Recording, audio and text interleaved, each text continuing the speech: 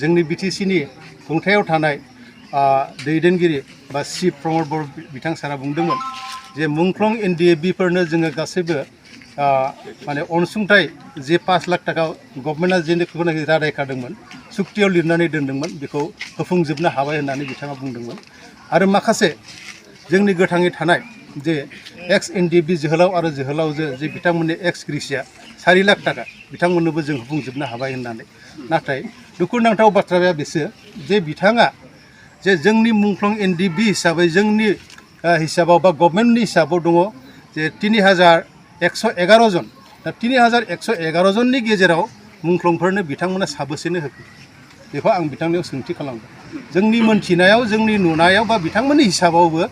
गासै 111 जननि गेजेराव बिथांमोना 642 जनल' बिथांमोना माने अनसुंथाइ हिसाबै 5 लाख टाकाखौ होनो हादों दा बिथाङा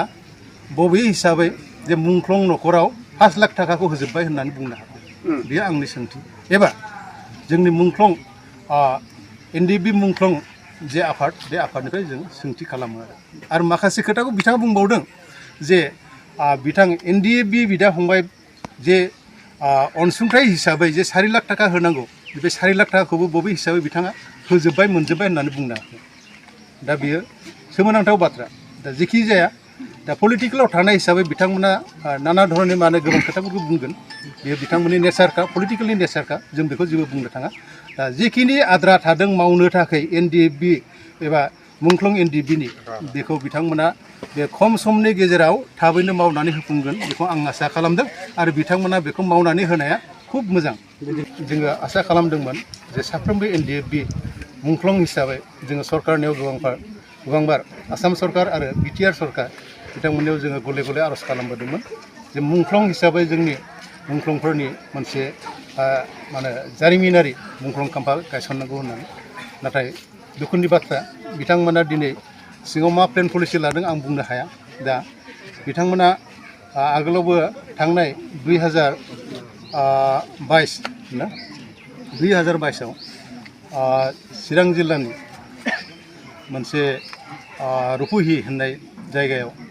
साम' हाथाइ खाथियाव बिथांमोना माखासे हा एलटमेन्टबो होबाय होननानै बुंदों आरो मुंख्लं खाम्फा गायसननो थाखाय बिथांमोना जजा खालामदों नाथाय जोंनि नोजोराव दिनैसिमबो बिथांमोना बे मुंख्लं खाम्फाखौ गायसननायखौ जोङो गायसननानै अन्थाइ खाम्फाल' गायसननानै दोनदों नाथाय दिनैसिमबो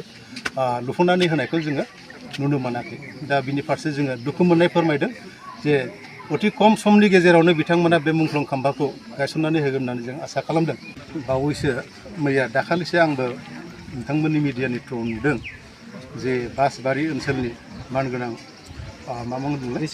रिसिलाल ब्रह्म बिथाङा गोबाव सम जे हारिनि थांनाय थैनायखौ लानानै बिथाङा गावनि जिउ आत्माखौ बलिदान होनानै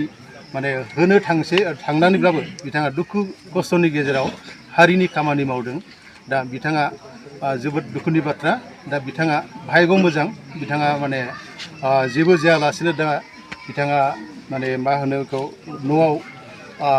गावनि अनजालि बिसि आरो फिसा आरो न'खरनि मानसिफोरजों रुजु रुमु रायजो जानो होननानै आसा खालामदोंमोन दा बिनि गेजेराव बिथांनि खाफालाव मोनसे दुखुनांथाव बाथ्रा सफैदों जे बिथाङा गोबाव समनिफ्राय मोनसे केन्सार बेमाराव भुगिनांगौ जानानै दङ